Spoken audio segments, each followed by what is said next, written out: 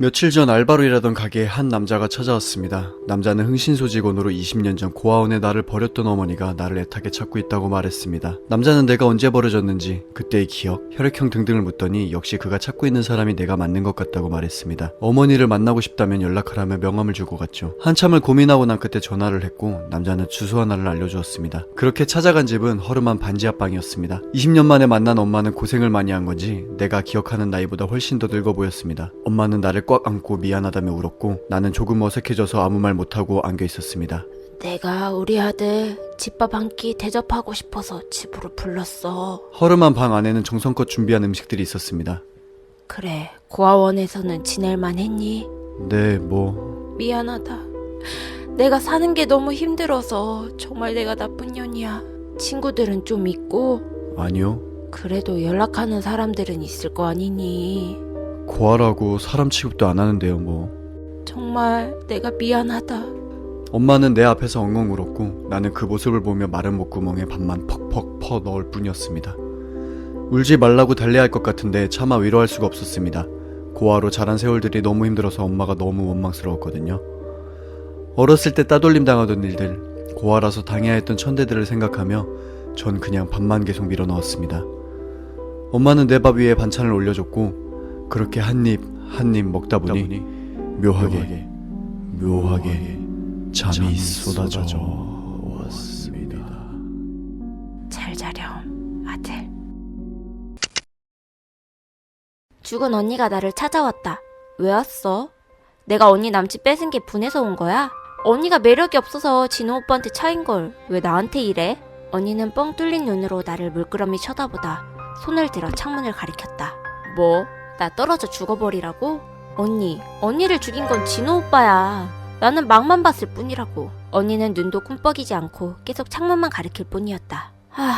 말이 안 통하네 진짜. 조금만 기다려봐. 이제 곧 언니의 그 잘난 전 남친이 올 테니까. 말이 끝나기가 무섭게 방문이 열리고 남친이 들어왔다. 왔어? 오빠 아니 글쎄 언니가. 근데 뒤에 그 여자는 누구야? 크리텔 부인에게 초대장이 도착했어. 품위 있는 신사들과 귀부인의 무도회에 당신을 초대합니다. 마을에서 가장 아름다웠지만 가난한 집에서 태어나 한 번도 무도회에 가본 적이 없었던 부인에게 이 초대장은 기적과도 같은 일이었지. 하지만 한 가지 문제가 있었어. 보통 귀부인들이 대외적인 행사에 참여할 때는 중요한 룰이 있는데 그건 바로 자신에게 맞는 반지를 착용하고 와야 한다는 거야. 부잣집 남자와 결혼한 여성은 다이아몬드 반지를 끼고 가난한 남자와 결혼한 여성은 철로 만들어진 가짜 반지를 끼게 돼. 이 반지는 사교계에서의 권력을 상징했지. 크리텔 부인은 사교계에 데뷔하면서 얕보이는 것을 두려워했고 결국 부잣집에 시집간 친구 셰리 부인에게 반지를 빌려달라고 부탁했어. 셰리 부인은 어쩔 수 없이 자신이 가진 다이아 중 가장 작은 다이아 반지를 빌려주었지. 크리텔은 가장 아름답게 꾸민 뒤 무도회에 갔고 사람들의 주목과 관심을 받았어. 그렇게 춤과 술에 취해 정신없이 시간을 보낸 그녀는 정해진 약속 시간이 지나 셰리 부인에게 반지를 돌려주기로 했어. 근데 방금 전까지만 해도 있었던 반지가 보이지를 않는 거야. 미친 듯이 불안하고 심장이 뛰기 시작했어. 몇 시간을 헤매도 결국 반지는 찾을 수가 없었지. 결국 크리텔은 빚을 지고 똑같은 다이아 반지를 새로 사서 셰리 부인에게 주었어. 그리고 한참 동안 빚을 갚기 위해 막노동을 하며 지내게 됐고 아름다웠던 외모는 점점 빛을 발했지. 그러던 어느 날 크리텔은 셰리 부인이 휴가를 떠나는 동안 집안일을 대신 맡아주게 되었어. 청소를 하던 도중 크리텔은 보석함을 발견했어. 훔치려는 생각은 아니었어. 단지 그때 그 무도회의 황홀함을 다시 느껴보고 싶은 마음에 조심스럽게 보석함을 열었어. 그리고 보석함 안에는 똑같은 반지 2개가 빛나고 있었어. 해석.